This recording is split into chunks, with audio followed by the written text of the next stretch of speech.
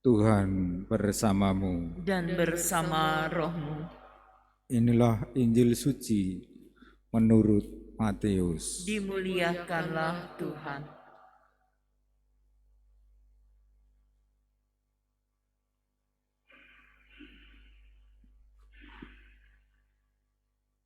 Dalam khotbah di bukit, Yesus berkata,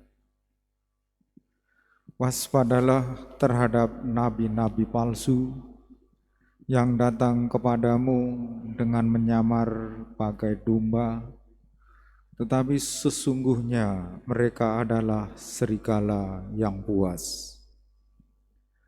Dari buahnya lah kalian akan mengenal mereka. Dapatkah orang menarik buah anggur dari semak duri, atau buah ara dari rumput duri?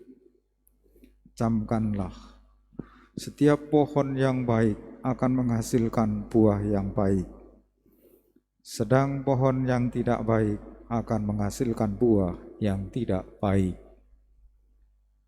Tetapi mungkin pohon yang baik itu menghasilkan buah yang tidak baik, ataupun pohon yang tidak baik itu menghasilkan buah yang baik.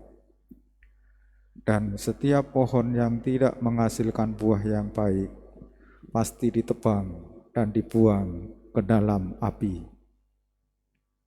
Jadi dari buahnya lah kalian akan mengenal mereka."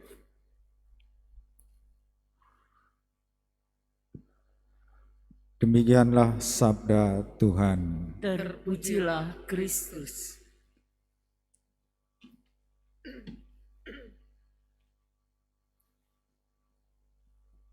Umat Allah yang terkasih,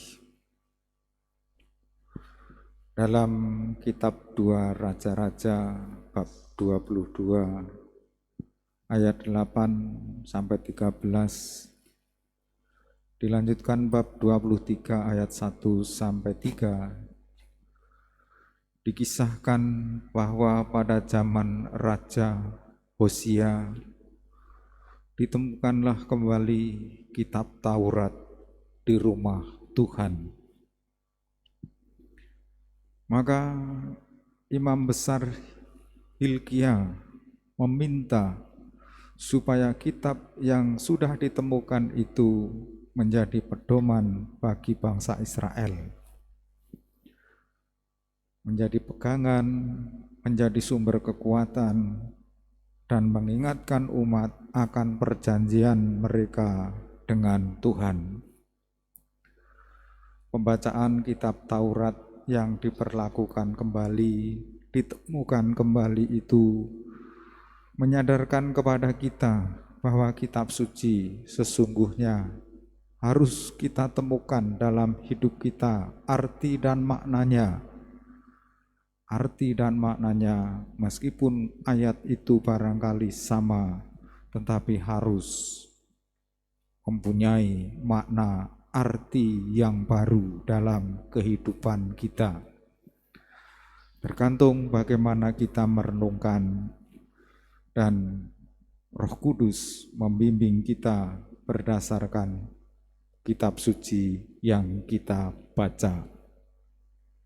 Kitab suci itu ada yang berisi peneguhan terhadap kita, ada yang menumbuhkan harapan dan kasih kepada kita, tetapi ada juga yang berisi peringatan atau agar kita waspada.